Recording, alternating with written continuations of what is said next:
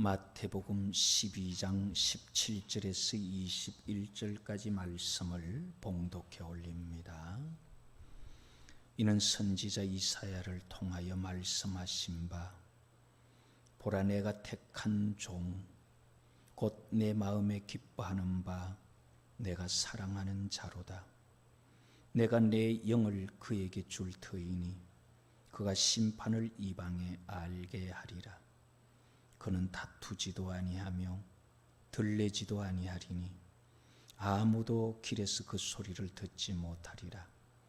상한 갈대를 꺾지 아니하며 꺼져가는 심지를 끄지 아니하기를 심판하여 이길 때까지 하리니 또한 이방들이 그의 이름을 바라리라 함을 이루려 하심이니라. 아멘. 제목을 이사야가 말하는 예수 그리스도, 그렇게 잡았습니다.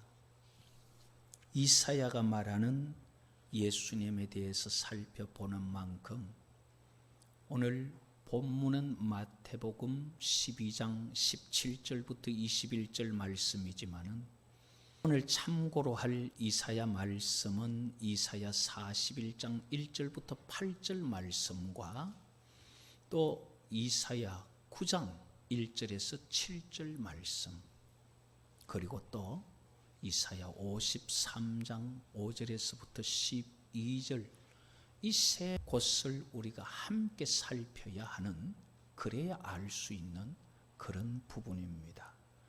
그래서 우리가 먼저 이사야 42장 1절에서 8절에 보면은 오늘 마태복음 12장 본문이 거기에 말씀을 인용한 것을 알 수가 있습니다. 이사야 42장 1절에 보면은 내가 나의 붙드는 종, 내 마음에 기뻐하는 자, 곧 내가 택한 사람을 보라. 내가 나의 영을 그에게 주었은즉 그가 이방의 정의를 베풀리라.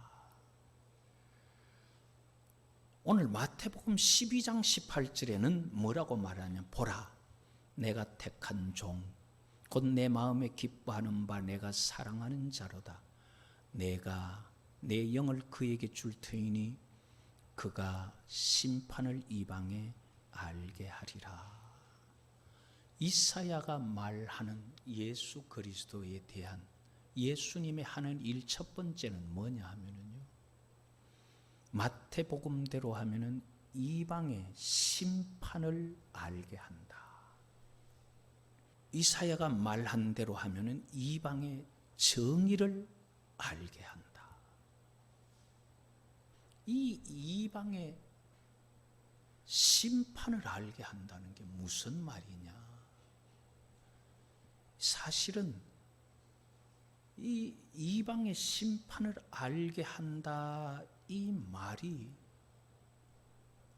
히브리어 이사야 42장 1절을 헬라어로 번역을 하다 보니까 마태복음 12장 18절이 된 거예요.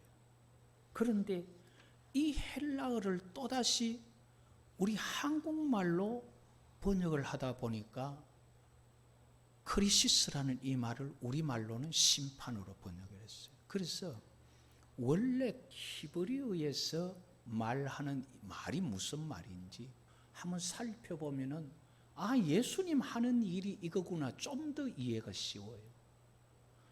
이방의 심판을 알게 한다는 것을 이사야서에서는 이방의 정의를 베풀리라, 그렇게 말하고 있습니다.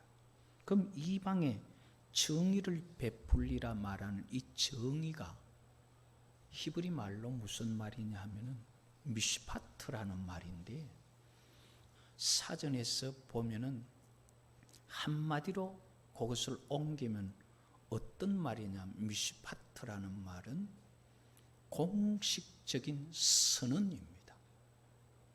공식적인 선언을 미시파트라 말하는데, 이사야가 말한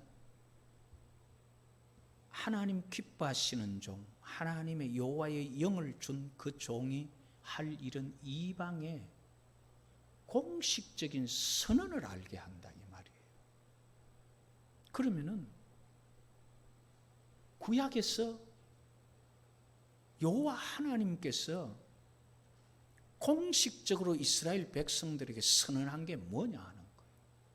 이스라엘 백성들과 하나님 사이에 언약을 맺으면서 언약을 맺는 너희들이 지켜야 할 것은 이거다 하고 시내산에서 하나님께서 공식적으로 언약 맺은 자기 백성에게 율법을 선포하신 거죠. 예수님께서 이방에 알게 하시는 것은 미시파트, 여호와 하나님께서 자기 백성들에게 전하신 사람이 살아가야 할 바른 도리, 그것을 공식적으로 선언한 게 율법이거든요. 인간이 살아야 할 바른 도리, 그것을 예수님께서 이방에 선언하실 것이다. 그걸 그래서 이사야를 통해서는 뭐라고 말하느냐 하면 이사야 42장 1절에는 내가 나의 영을 그에게 주었은즉 그가 이방의 정의를 베풀리라 했고, 3절에는 상한 갈대를 꺾지 아니하며 꺼져가는 등불을 끄지 아니하고 진실로 정의를 시행할 것이라 했어요. 그리고 4절에는 그는 쇠하지 아니하며 낙담하지 아니하고 세상의 정의를 세우리니. 그 예수님은 인간이 신 앞에 절대자 앞에 마땅히 해야 할 것을 이스라엘 백성들에게 공식적으로 선언했던 법, 그것을 전한다. 그래서 예수님께서 전하신 그 복음, 그것은 사람이 마땅히 해야 할 것이다. 마땅히 해야 할 옳고 바른 것, 변하지 않는 것, 그것을 우리는 진리라 말하죠. 그래서 성경이 요한복음 1장 17절에 말하기를 율법은 모세를 통하여 주어졌지만 은혜와 진리는 사람이 마땅히 행해야 할 것은 예수님을 통하여 왔다. 그렇게 요한복음에 말하고 있는 것입니다. 예수님 오셔서 하신 그것은 사람이 사는데 옳고 그름에 대해서 그냥 네 생각 이렇고 내 생각 저렇고가 아니라 절대적인 하나님 창조주의 입장에서 진리의 관점에서 이것이 사람의 사는 법이다. 이것이 옳은 것이다. 이것은 잘못된 것이다. 그것을 일러준 것, 그 일을 예수님께서 하셨다. 그러면서 이사야 42장 6절에는 또 뭐라고 말하느냐 하면요, 나 여호와가 의로 너를 불렀은즉 내가 네 손을 잡아 너를 보호하며 너를 세워 백성의 언약과 이방의 빛이 되게 하겠다. 그것을 오늘 마태복음 12장 21절에는 또한 이방들이 그 이름을 바라리라 함을 이루려 하심이라, 그렇게 말합니다. 이사야가 말하는 여호와께서 택한 자, 영을 부은 자를 보내는 이유가 뭐냐 하면은 먼저는 진리를, 정의를 전하게 하시고 그 다음에는 너를 세워 백성의 언약과 이방의 빛이 되게 하겠다. 예수님은 누가복음 22장 20절에 뭐라고 말씀하시느냐면 이 자는 내 피로 세우는 새 언약이다.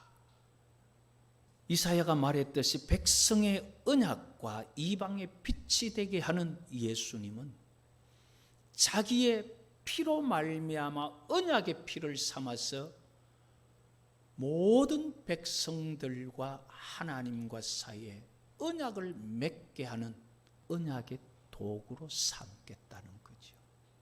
그래서 예수님은 자기 피를 언약의 피다 또는 새 언약이다 그렇게 말씀하시는 것입니다. 그러면서 예수님을 통하여 복음을 온 세상에 전하게 하시는 거죠. 이스라엘 백성들이 언약을 따라 살지 못할 때에 말라기를 통해서 뭐라고 말씀하시느냐 하면, 누가 성전 문을 좀 닫아줘라. 그러시면서 하신 말씀이, 내 이름이 이방에서 크게 되겠다. 그리고 나서 디도 장군을 통해서 AD 70년대 예루살렘 성전을 다 파괴해 버리죠. 그 후에 예수님의 복음은 사도들을 통하여서 이방으로 전해지기 시작합니다. 이렇게 예수님은 이방에, 또 세상에 사람이 살아가면서 지켜야 될 바르고 옳은 것을 전하시고, 또 언약이 되어서 이방 땅에 예수님을 통하여서 복음이 전해지는 그 일을 할 것이다. 그것을 이사야가 말하는 거예요. 그 다음에 이사야가 또 예수님에 대해서 말씀하시는 게 있는데, 그게 뭐냐면 이사야 9장 1절에서 7절에 예수님을 두고 하신 말씀입니다. 6절에 보면 이사야 9장 6절에 보면, 이는 한 아기가 우리에게 낳고 한 아들을 우리에게 주신 바 되었는데 그의 어깨에는 정사를 메었고 그의 이름은 기묘자라 모사라 전능하신 하나님이라 영조산 하시는 아버지라 평강의 왕이라 하실 것임이라. 이렇게 이사야 9장 1절에서부터 7절까지는 평강의 왕이다, 그렇게 말합니다. 평강의 왕. 이사야 9장 4절에는 평강의 왕이 어떻게 하느냐 하면은, 이는 그들이 무겁게 맨 멍에와 그들의 어깨의 채찍과 그 압제자의 막대기를 주께서 꺾으시되. 예수 그리스도를 통하여서, 평강의 왕을 통하여서 사람들의 무겁게 맨 멍에와 어깨의 채찍과 압제자의 막대기를 꺾어버리시는, 사람들이 아무리 편하게 살아도 벗어버릴 수 없는 죄의 무게, 아무리 회개하면서 어렵게 살려고 애를 써도 벗어버릴 수 없는 죽음의 짐, 누구도 죄진 인생이 죽지 않고 살 수 없는 그 무거운 짐을 예수님께서 십자가의 대신 지심으로 말미암아 여호와께서 그 짐을 꺾어버리겠다.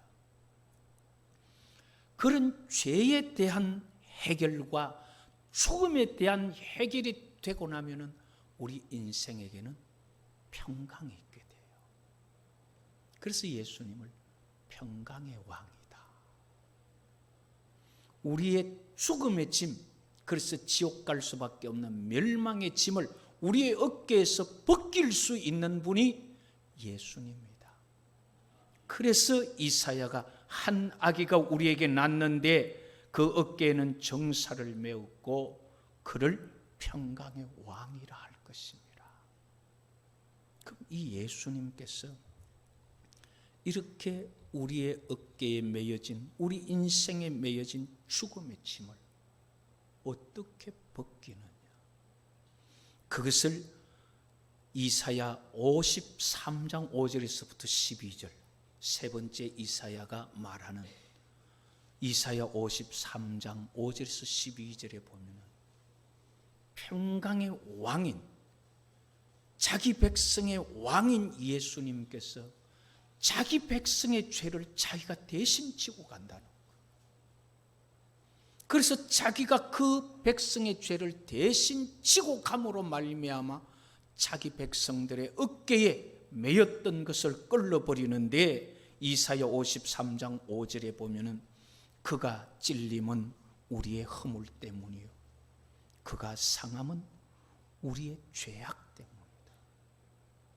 예수님이 오셔서 이 땅에 십자가를 지고 죽는 것이 그가 유대인들의 비위를 건드려서가 아니고, 그가 무엇을 로마의 나라에 잘못해서가 아니고, 예수님께서 십자가 지고 죽는 것은 우리 허물 때문에 그가 십자가에서 찔리셨고, 우리 죄악 때문에 그가 상하셨다는 거예요.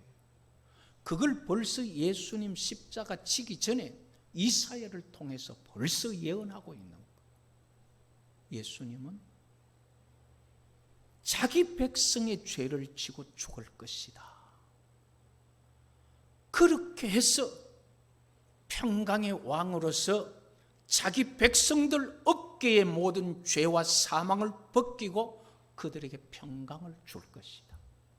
그래서 그를 평강의 왕이라 하는데, 이렇게 하는 것을 이사야 53장 6절에 보면은 우리는 다 양 같아서 그릇 행하여 각기 제 길로 갔거늘 여호와께서는 우리 모두의 죄악을 그에게 담당시키셨도다.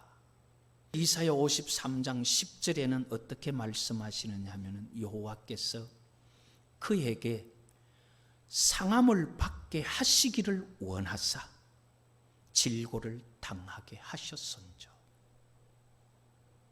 여호와께서 예수님의 십자가 지기를 원하셨어요. 그래서 십자가를 지게 하셨어요. 왜? 우리 죄를 그에게 짊어지우고 우리를 죄에서 건져내려고. 그래서 하나님께서 우리 죄를 그가 짊어지기를 원하셨다. 이렇게 예수님께서 자기 백성의 죄를 지고 담당할 것을 이사야 53장 11절에는 나의 의로운 종이 자기의 지식으로 많은 사람을 의롭게 하며 또 그들의 죄악을 친히 담당하리로다. 뿐만 아니라 53장 12절 마지막에 보면은 그가 많은 사람의 죄를 담당하며 범죄자를 위하여 기도하였느니라. 물론 십자가에서도 아버지여, 저들이 하는 것을 알지 못합니다.